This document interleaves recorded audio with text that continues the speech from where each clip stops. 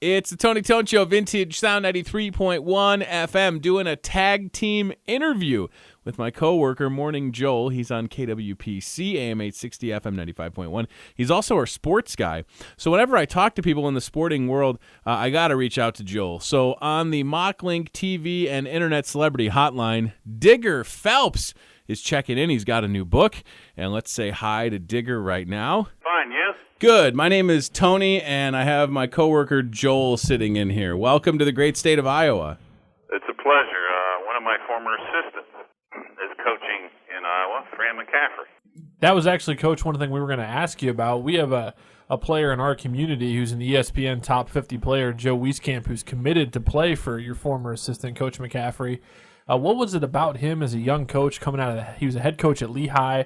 What was it about him as an assistant that you saw being a good fit for your program and why we like him so much here in Iowa? Well, he played at the University of Pennsylvania, and I was an assistant there from 66 to 70, and this was after my time when he was a player. But more importantly, when he was at Lehigh and upset Temple one year in the NCAA tournament, he decided he wanted to come out and get at the next level, to be at Notre Dame, to be more involved with recruiting nationally and the national school, and he was a great assistant coach while I was here. And then, of course, the rest is history, where now he came from Siena to Iowa after being down in North Carolina.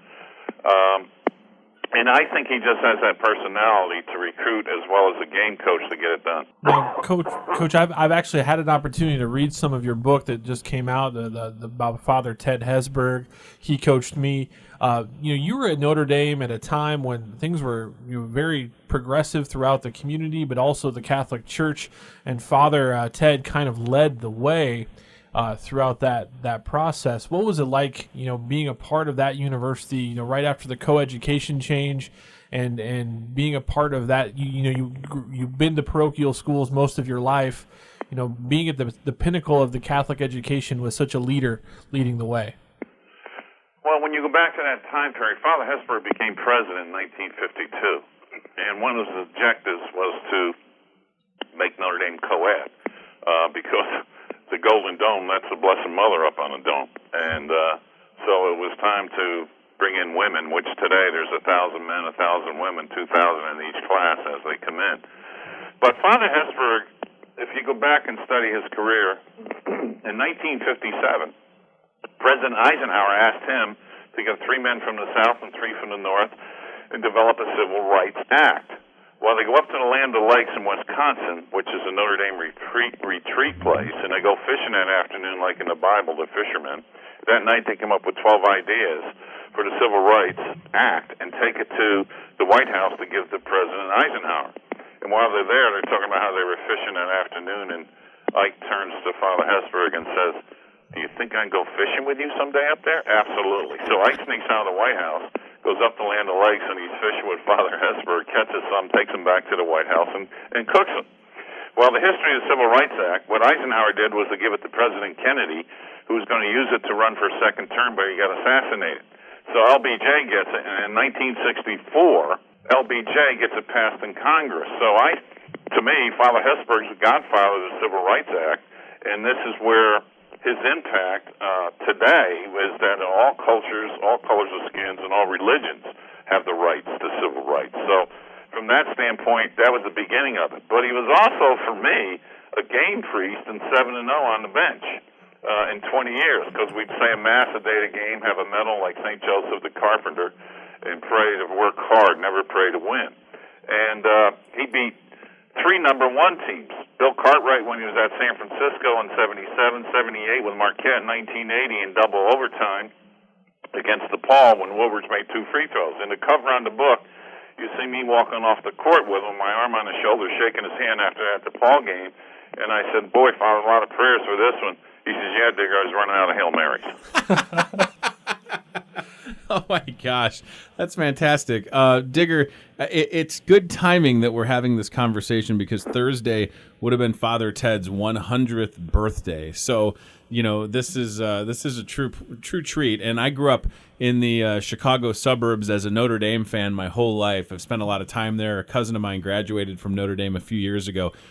for people, Digger, so we're in Hawkeye country, right? So there's a lot of Notre Dame detractors, if you will. But I just want you to explain to these fine Hawkeye fans, what it's like when you step foot on that Notre Dame campus for the first time, because it is a magical place.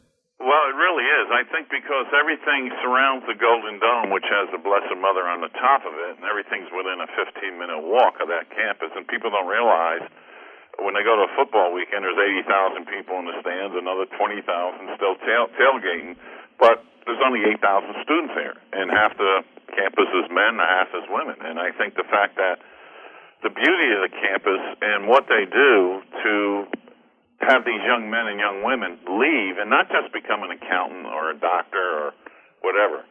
It's what you do to make a difference in the communities you live in, to make a difference for the have-nots. And that's what Notre Dame does a very good job. About 80% of the student body is involved with some type of community service project, no matter if it's local, state, national, or international. And that's the mission of what the priests, the CSCs, have always done since Father Sorin came to this country from France. So when I look at Notre Dame today, and I've been here for 46 years, it's a combination of what it is, but it's also a spiritual connection to bring the best out of inside you, no matter what your religion is. Now, with your time there as a coach, you obviously had opportunities. You recruited all over the country, all over the world, for that matter.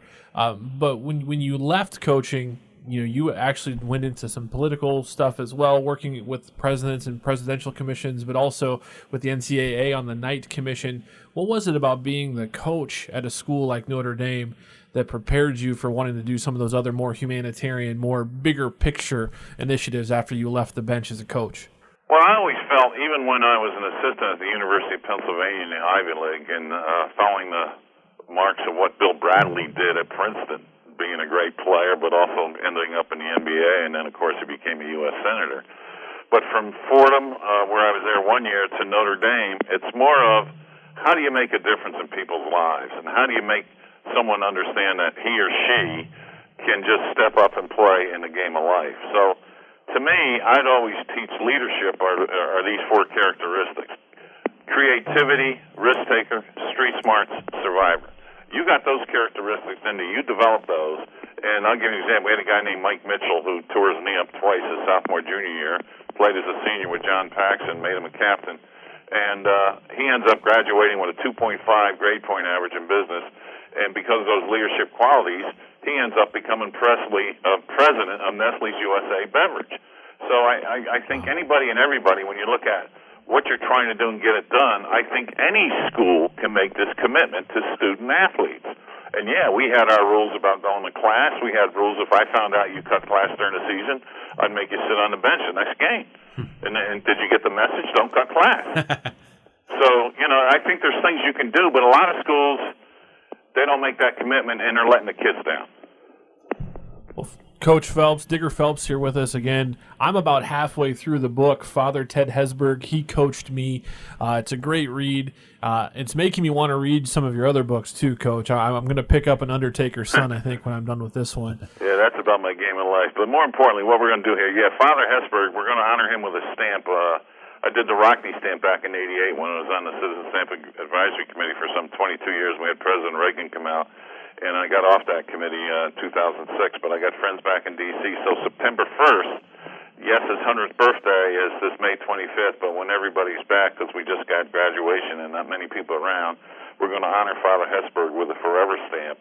Wow. September the 1st, the day before the Temple game that Friday, and people from all around the country are welcome to come and be a part of that first day ceremony. And what I'm going to do with the proceeds of this book is to take the money and put a scholarship in Father Hesburgh's name so that some young man or some young woman who gets accepted at Notre Dame, this can help pay the bill. So that's the mission of this book. That's just outstanding. Digger Phelps, thanks so much for spending time with us today. And when you're, maybe you'll come catch a game at Carver Hawkeye to see your former pupil, and maybe we'll see you up there. Well, on one condition, if Margaret behaves, Fran's wife. She's intense, Coach. I've met her a couple times. She's awesome. She was a great player here at Notre Dame back when. Digger Phelps, thank you so much, sir. Good luck with the book, pleasure. and we'll talk to you soon. Take care. Right, bye-bye. Bye-bye.